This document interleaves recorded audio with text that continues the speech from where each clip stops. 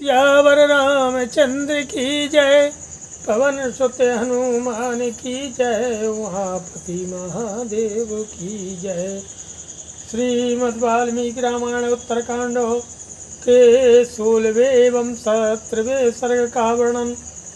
साजित्वा धनदं राम भ्रातरं राशाधिपा महासेन प्रसूतिं तन्मयौ सर्वणं महत्। तथा पश्यत दशग्रीवो रौकमं सर्वणं महत्।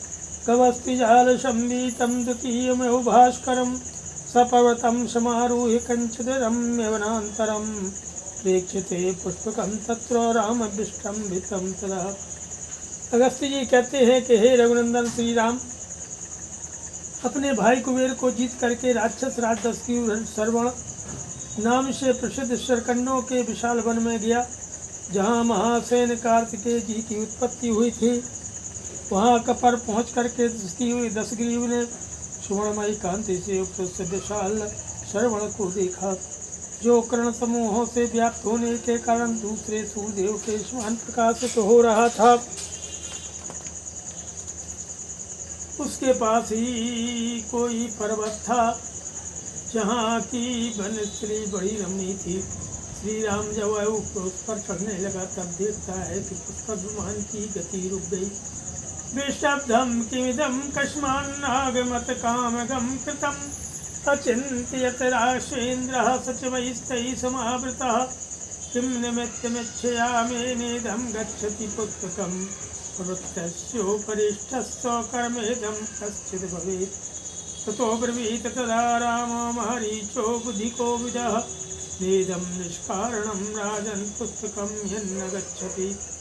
अथवा पुष्पकमिदं धन्धान्यवाहिनम् अतो निष्पन्नं भवदधनाध्यक्ष विना कृतम् इति वाक्यान्तरे तस्य करालः कृष्णपिङ्गलः स्वामिनो विकटो मुण्डी नन्दीरस्तु भयो बलि। ततः पाशुपागमो भवस्यानुचरो ब्रवीत् नन्दीश्रो वचस्वेदं राजेन्द्रं शङ्कितः।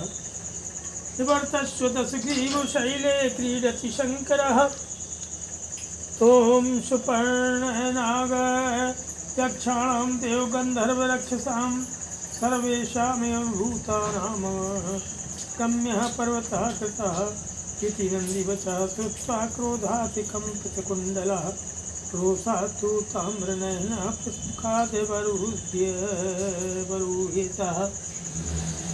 कोयम शंकर इत्युक्ता शैलमूलोपागतः। तब वह राक्षस राज अपने उन मंत्रियों के साथ मिलकर विचार करने लगा, क्या कारण है कि यह पुष्पक विमान रुक गया है। यह तो स्वामी की इच्छा के अनुसार चलने वाला बनाया गया है, आगे क्यों नहीं बढ़ता। कौन सा ऐसा कारण बन गया जिससे यह पुष्पक विमान मेरी इच्छा के अनुसार नहीं चल रहा है। संभव है इस पर्वत के ऊपर कोई रहता हो, उसी का यह कर्म हो सकता है। हे श्री राम तब बुद्धि कुशल मारीच ने कहा, हे राजन यह पुष्पक विमान जो आगे नहीं बढ़ रहा है, इसमें कुछ न कुछ कारण अवश्य है। अकारण ही ऐसी घटना घटित हो गई हो यह बात नहीं है।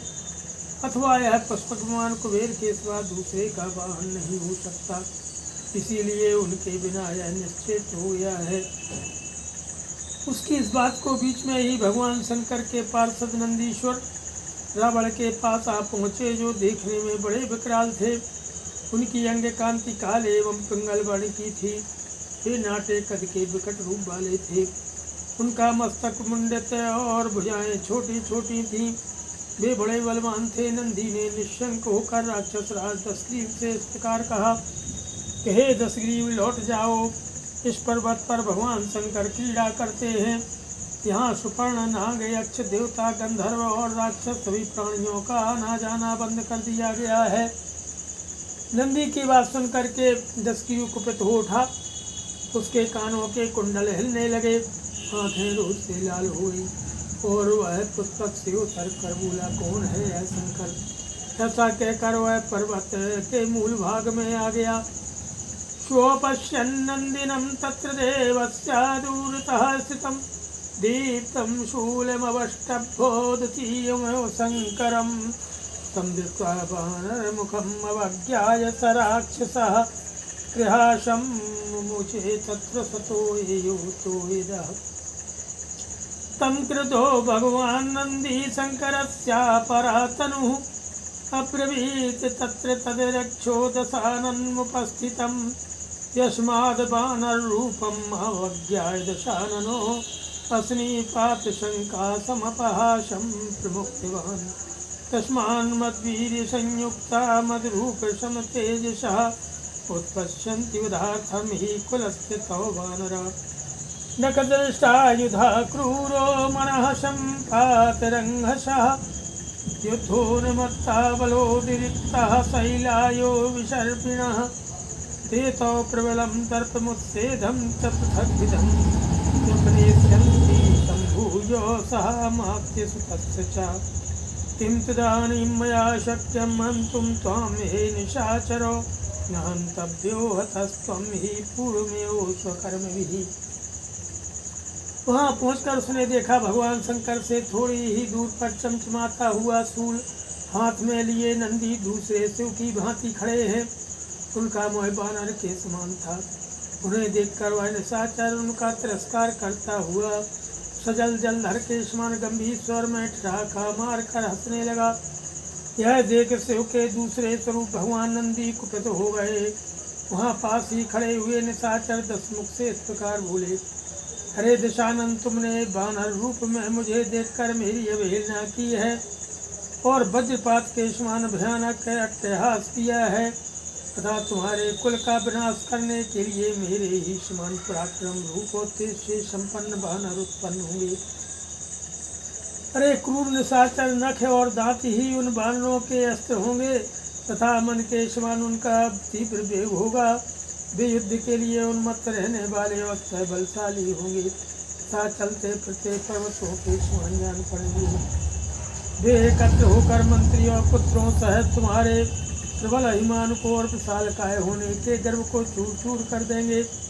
अरे निशाचर, मैं तुम्हें अभी मार डालने की शक्ति रखता हूँ, फिर भी तुम्हें मारना नहीं है, क्योंकि अपने जो है कुत्सित कर्मों द्वारा तुम पहले से ही मारे जा चुके हो। इत्युदीरितवाक्ये तु देवे तस्मन् महात्मनि देवदुन्दभयो नेदुः पुष्पवृष्टिका